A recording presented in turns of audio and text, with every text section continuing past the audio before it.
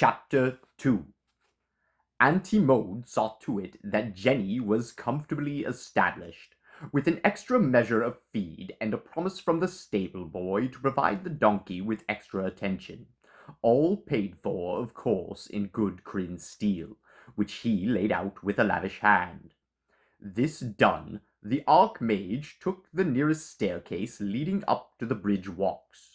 The stairs were many, and he was hot and out of breath by the time he finished the climb. The shadows of the Valenwood's thick foliage cooled him, however, providing a shady canopy under which to walk. After a moment's pause to catch his breath, Auntie Maud followed the suspended walkway that led toward the Inn of the Last Home. On his way he passed numerous small houses perched high in the tree branches. House designs varied in solace, for each had to conform to the tree in which it stood. By law, no part of the living Valenwood could be cut or burned, or in any other way molested. Every house used the broad trunk for at least one wall, while the branches formed the ceiling beams. The floors were not level, and there was a noticeable rocking motion to the houses during windstorms. Such irregularities were considered charming by the inhabitants of Solace. They would have driven Antimodes crazy. The Inn of the Last Home was the largest structure in Solace. Standing some 40 feet above ground level, it was built around the bole of a massive Valen wood, which formed part of the inn's interior. A veritable thicket of timbers supported the inn from beneath. The common room and the kitchen were on the lowest level. Sleeping rooms were perched above and could be reached by a separate entrance. Those requiring privacy were not forced to trapeze through the common room. Antimodes had eaten a light breakfast, and he was therefore hungry enough to do full justice to the proprietor's renowned cooking. The climb up the stairs had further sharpened Antimode's appetite, as did the smells wafting from the kitchen. Upon entering, the Archmage was greeted by Otik himself, a rotund, cheerful, middle-aged man who immediately remembered Antimodes, though the mage had not been a guest in perhaps 2 years or more. "Welcome, friend, welcome," Otik said, bowing and bobbing his head as he did to all customers, gentry or peasant. His apron was snow white, not grease-stained as with some innkeepers. The inn itself was as clean as Otik's apron.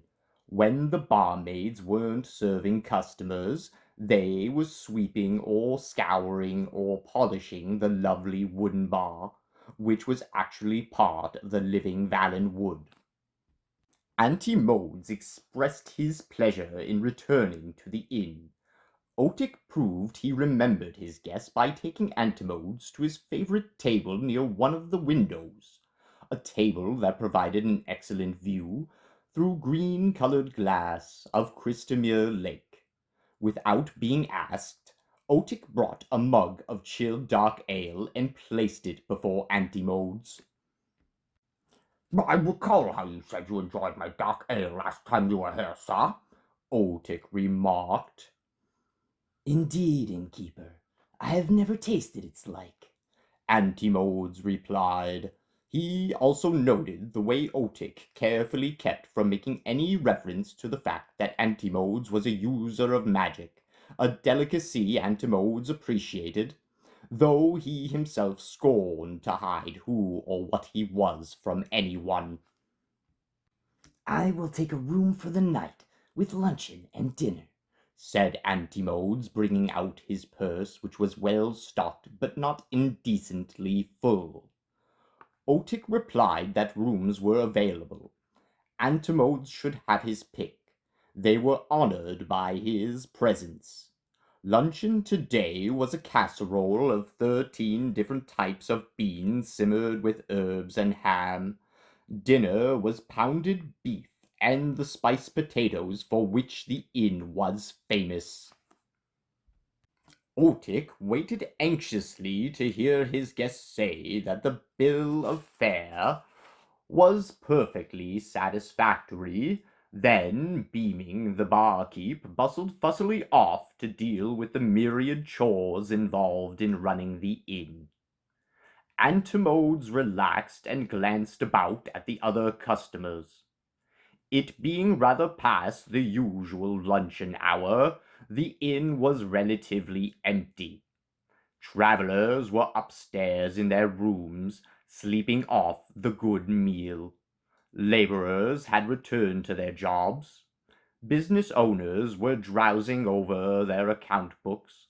Mothers were putting children down for afternoon naps. A dwarf, a hill dwarf by the looks of him, was the inn's only other customer. A hill dwarf who was no longer living in the hills, a hill dwarf living among humans in solace, doing quite well to judge by his clothes, which consisted of a fine homespun shirt, good leather breeches, and the leather apron of his trade. He was not more than middle-aged. There were only a few streaks of gray in his nut-brown beard. The lines on his face were uncommonly deep and dark for a dwarf of his years. His life had been a hard one and had left its mark. His brown eyes were warmer than the eyes of those of his brethren who did not live among humans, and who seemed to be constantly peering out from behind high barricades. Catching the dwarf's bright eye, Antimodes raised his ale mug. I note by your tools that you are a metalworker. May rearorks guide your hammers, sir, he said, speaking in Dwarven. The dwarf gave a nod of gratification, and raising his own mug, said, speaking in common, a straight road and a dry one, traveller, in gruff return. Antimodes did not offer to share his table with the dwarf, nor did the dwarf seem inclined to have company. Antimodes looked out the window, admiring the view, and enjoying the pleasant warmth seeping through his body, a refreshing contrast to the cool ale that was soothing his dust-parched throat. Antimodes' assigned duty was to eavesdrop on any and all conversation, and so he listened idly to the conversations of the dwarf and the barmaid, though it did not appear to him that they were discussing anything sinister or out of the ordinary. Here you go, Flint, said the barmaid, plunking down a steaming bowl of beans. Extra portion, and the bread's included. We have to get you fattened up. I take it you'll be leaving us soon. Aye, lass. The roads are opening up. I'm behind time as it is, but I am waiting for Tanis to return from visiting his kin in Quall and Esti. He was supposed to be back a fortnight ago, but still no sign of his ugly face. I hope he's all right, the barmaid said fondly. I don't trust them elves, and that's a fact. I hear he doesn't get on with his kin. He's like a man with a bad tooth, the dwarf grumbled, though Antimodes could detect a note of anxiety in the dwarf's gruff tone. He has to keep wiggling it to make sure it still hurts. Tanis goes home knowing that his fine elf relatives can't stand the sight of him, but he keeps hoping maybe this time matters will be different. But no, the blasted tooth's just as rotten as it was the first time he touched it, and it's not going to get better till he yanks it out and he is done with it. The dwarf had worked himself up into red-faced indignation by this time, topping off his harangue with the somewhat incongruous statement of, "And us with customers waiting." He took a swig of ale. You've no right to call him ugly, said the barmaid with a simper. Tanis looks like a human. You can't hardly see any elf in him at all. I'll be glad to see him again. Let him know I asked about him. Will you, Flint? Yes, yes, you and every other female in town. The dwarf returned, but he muttered the words into his beard, and the barmaid, who was heading back to the kitchen, did not hear him. A dwarf and a half-elf who were business partners, Antimodes noted, making deductions about what he'd heard. A half-elf who had been banished from Qualinesti. No, that wasn't right. A banished half-elf who could not go back home. This one had done so. He'd left his elven homeland voluntarily then. Not surprising. The Qualinesti were more liberal-minded about racial purity than their cousins, the Sylvanesti, but a half-elf was half-human in their eyes, and as such tainted goods. So the half-elf had left his home, come to solace, and joined up with the hill-dwarf, who had himself probably either left his thane and his clan, or had been cast out. Antimodes wondered how the two had met, guessed it must be an interesting story. It was a story he was not likely to hear. The dwarf had settled down to shoveling beans into his mouth. Antimode's own plate arrived, and he gave the meal his full attention, which it well deserved. He had just finished and was sopping up the last bit of gravy with his last bite of bread when the door to the inn opened. Otik was there to greet the new guest. The innkeeper appeared nonplussed to find a young woman, the same curly-haired young woman Antimodes had met earlier on the road. "Tiara!" Otik exclaimed. "Whatever are you doing here, child? Running an errand for your mother?" The young woman cast him a glance from her dark eyes that might have sizzled his flesh. Your potatoes have more brains than you do, Otik. I run errands for no one. She shoved past him. Her glance swept the common room and fixed on Antimodes, much to his astonishment and annoyance. I've come to speak to one of your guests, the young woman announced. She ignored Otik's fluttering. Now, Kitiara, I'm not sure you should be bothering the gentleman." Kit strode up to Antimodes, stood beside his table, gazed down on him. You're a wizard, aren't you? She asked. Antimodes indicated his displeasure by not rising to greet her as he would have done to any other female. Expecting either to be made sport of, or perhaps propositioned by this ill-mannered hoyden, he set his face in stern lines of disapproval. "What I am is my own affair, young lady," he said with sardonic emphasis on the last word. He shifted his gaze deliberately out the window, indicating that the conversation was ended. "Kitiara!" Otik hovered anxiously. "This gentleman is my guest, and this is really not the time or the place to—" The young woman put her brown hands on the table and leaned over it. Antimodes was starting to be truly angered by this intrusion. He shifted his attention back to her, noting as he did so, he would have been less than human if he had not noticed the curve of her full breast beneath the leather vest. "I know someone who wants to become a wizard," she said. Her voice was serious and intense. "I want to help him, but I don't know how. I don't know what to do." Her hand lifted in a gesture of frustration. "Where do I go? Who do I talk to? You can tell me." If the inn had suddenly shifted in its branches and dumped Antimodes out the window, he could not have been more astonished. This was highly irregular. This simply wasn't done. There were proper channels. "My dear young woman," he began. "Please." Kitiara leaned nearer. Her eyes were liquid brown, framed by long, black, thick lashes.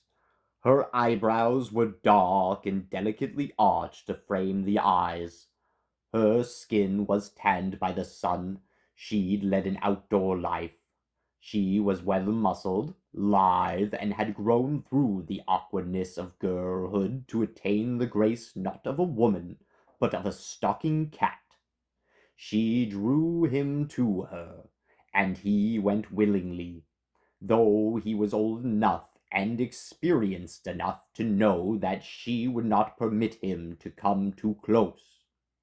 She would allow few men to warm themselves at her inner fire, and the gods help those who did. Kitiara, leave the gentleman to his dinner. Otik touched the girl's arm. Kitiara rounded on him. She did not speak, she merely looked at him. Otik shrank back. It is all right, Master Sandath. Antimodes was quick to intervene.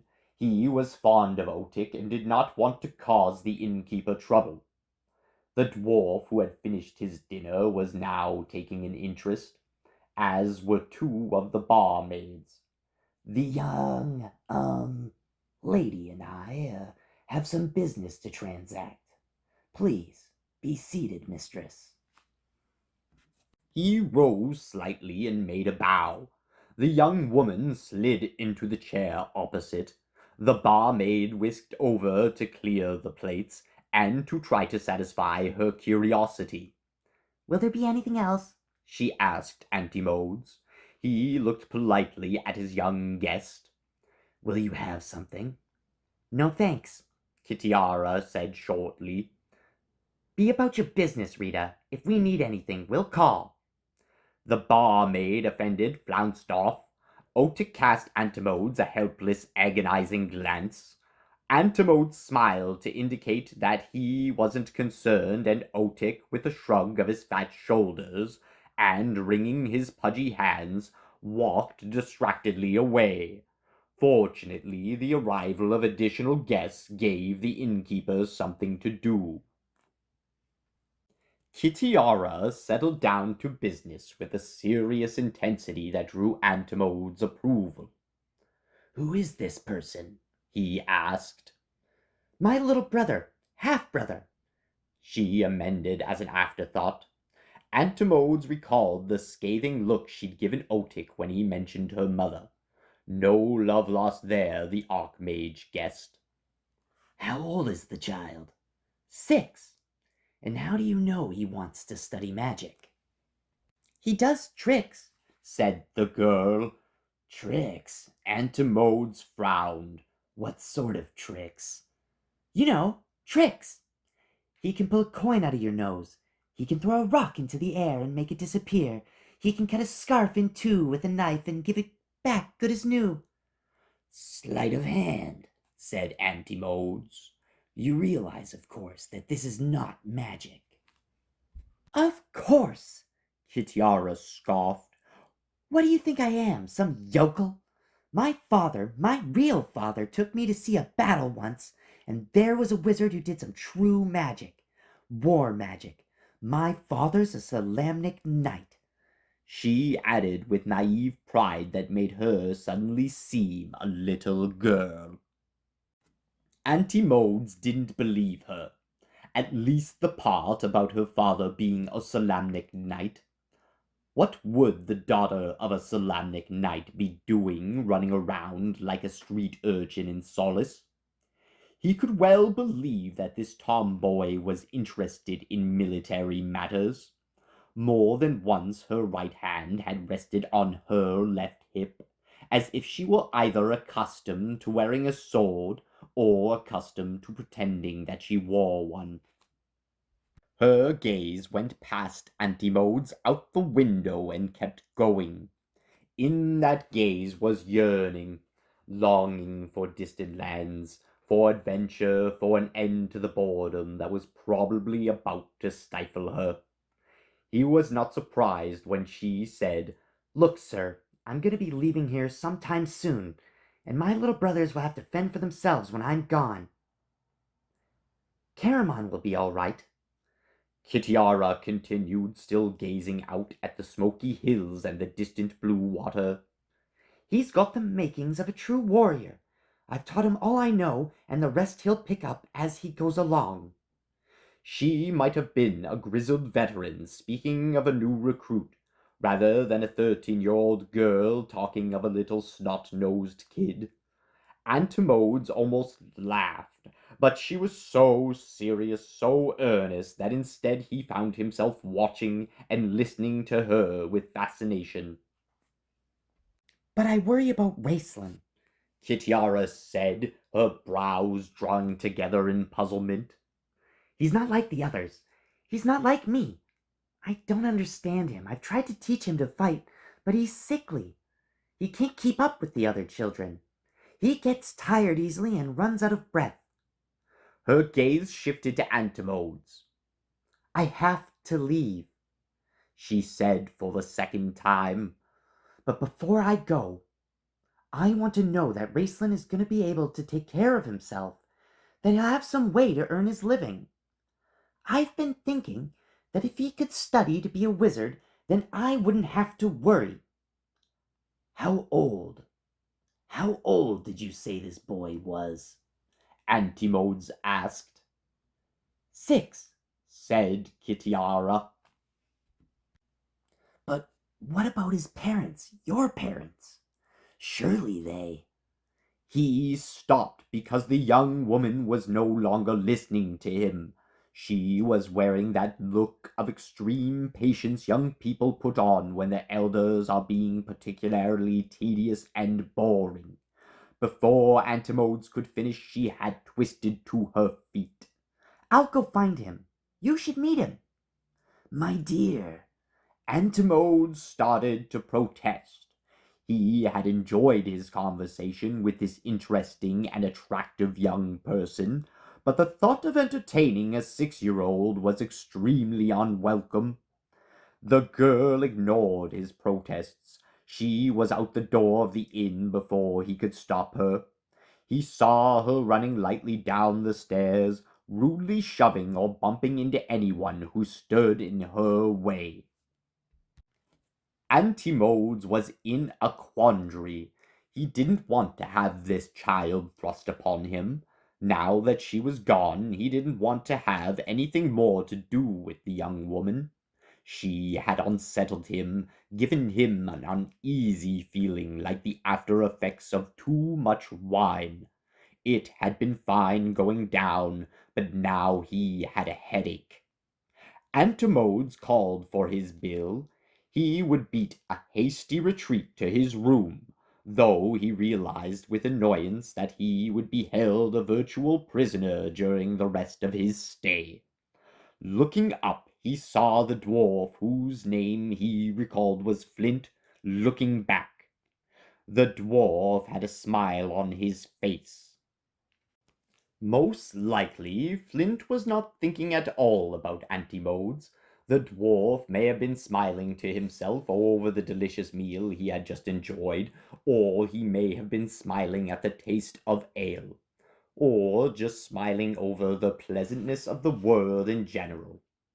But Antimodes, with his customary self-importance, decided that Flint was smirking at him, and the fact that he, a powerful wizard, was going to run away from 2 children. Antimodes determined then and there that he would not give the dwarf any such satisfaction. The Archmage would not be driven out of this pleasant common room. He would remain, rid himself of the girl, deal quickly with the child, and that would be the end of it. Perhaps you would care to join me, sir, Antimodes said to the dwarf. Flint glowered and flushed red and ducked his head into his ale. He muttered something about rather having his beard boiled before he'd share a table with a wizard. Antimodes smiled coldly to himself. Dwarves were notorious for their distrust and dislike of wielders of magic. The Archmage was now certain that the dwarf would leave him alone. Indeed, Flint quaffed his ale in a hurry, and tossing a coin on the table, gave Antimodes a curt nod and stumped out of the inn. And here, on the dwarf's heels, came the girl, hauling along not one child, but two. Antimodes sighed and ordered a glass of Otic's finest 2-year-old mead. He had a feeling he was going to need something potent.